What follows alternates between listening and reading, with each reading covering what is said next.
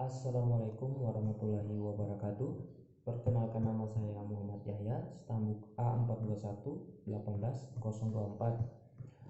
Pada kesempatan kali ini saya akan menjelaskan sedikit mengenai sistem kardiorespirasi. Oke, langsung saja. Kebugaran fisik dapat dicapai sebagai suatu akibat dari faktor input dan processing. Sebagai produk dari aktivitas fisik, tingkat kebugaran fisik dari sudut ilmu faal dipengaruhi oleh beberapa faktor. Antara lain, yang pertama, sistem respirasi sebagai organ penyedia oksigen. Yang kedua, sistem kardiovaskular dengan isinya yaitu darah, dalam hal ini hemoglobin, sebagai pengangkut oksigen. Yang ketiga, sistem otot sebagai pengguna oksigen. Yang keempat, sistem metabolisme energi sebagai penyedia energi. Yang kelima, status gizi. Serta yang keenam, tergantung pada umur, jenis kelamin, program aktivitas fisik, dan latihan. Keenam faktor tersebut secara fisiologis dan biologis harus berfungsi normal dan ditingkatkan secara stimulan. Individu yang memiliki kebugaran fisik yang baik dapat dilihat dari kesehatan kerja dari jantung dan paru-parunya. Kerja jantung dan paru-paru dapat diukur dari denyutan nadi dan hembusan nafas. Pengukuran denyut nadi dan frekuensi nafas ini dapat memperlihatkan kondisi fisik individu yang sehat ataupun tidak, terlatih ataupun tidak. Pada saat bergerak, otot yang bekerja memerlukan pasokan oksigen untuk mengolah energi yang didapat dari makanan. Udara yang dihirup oleh paru dihantarkan darah menuju jantung, kemudian oleh jantung dipompakan ke seluruh tubuh, terutama pada otot yang bekerja. Normalnya manusia butuh kurang lebih 300 liter oksigen per hari. Dalam keadaan tubuh bekerja berat, maka oksigen yang diperlukan menjadi lebih besar, hingga 10 hingga 15 kali lipat. Kebugaran fisik dapat diukur salah satunya dengan mengukur daya tahan kardiorespirasi. Daya tahan kardiorespirasi merupakan kemampuan untuk melakukan latihan dinamis menggunakan otot tubuh dengan intensitas sedang hingga tinggi pada jangka waktu yang cukup lama,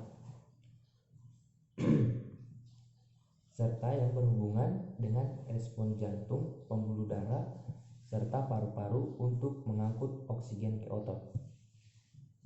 Nah, selanjutnya, apa itu endurance kardiorespirasi?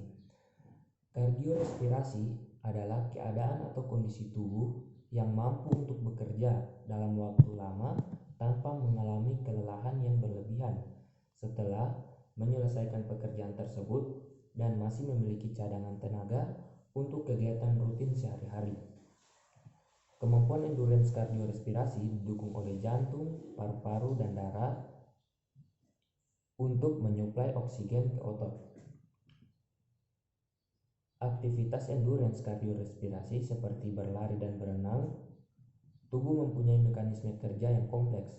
Ketika seseorang mengalami peningkatan endurance, tubuh akan mengirim suplai darah yang lebih efisien. Nah, selanjutnya yaitu anatomi dan fisiologi kardiorespirasi. Ketika kita beraktivitas fisik, akan lebih baik dalam mengontrol berat badan, pembentukan otot, serta menjaga postur tubuh. Aktivitas fisik secara rutin akan meningkatkan beberapa organ seperti jantung yang lebih kuat dan aliran darah yang lebih baik.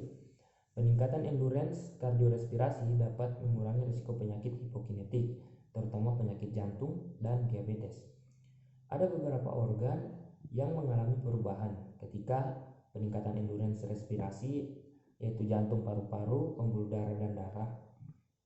Nah, pertama yaitu jantung. Jantung terdiri atas 4 ruang, yaitu 2 ruang yang berdinding tipis disebut atrium, dan dua ruang yang berdinding tebal disebut ventrale atau bilik. Fungsi kontraktilitas otot jantung sebagai pemompa merupakan bagian dari fungsi jantung. Ketika kita beraktivitas fisik seperti berjalan, terjadi peningkatan kebutuhan oksigen serta hasil pembuangan sel. Nah, yang kedua, paru-paru. Paru-paru mempunyai fungsi sebagai tempat pertukaran oksigen. Ketika kita bernafas, udara masuk ke paru-paru, menyebabkan paru-paru membesar. Dalam paru-paru terjadi pertukaran oksigen dari udara ke darah. Ketika ekspirasi, udara keluar membawa CO2. Nah, diafragma dan otot abdominal membantu dalam inspirasi dan ekspirasi paru-paru. Setiap orang memiliki kemampuan respirasi yang berbeda-beda, tergantung kemampuan paru-paru dan otot-otot respirasi, sehingga menjaga endurance respirasi ketika seseorang berlatih secara periodik, fungsi paru-paru akan meningkat. Nah, selanjutnya yaitu pembuluh darah. Komponen ketiga sistem transport kardiovaskuler adalah pembuluh darah yang terdiri atas arteri dan vena. Masing-masing memiliki struktur yang berbeda sesuai dengan ukuran otot yang melapisi dinding pembuluh darah tersebut. Aorta dan arteri memfasilitasi keluaran darah yang berasal dari jantung. Nah, mungkin itu saja yang dapat saya jelaskan mengenai sistem kardiorespirasi. Lebih dan kurangnya saya mohon maaf. Assalamualaikum warahmatullahi wabarakatuh.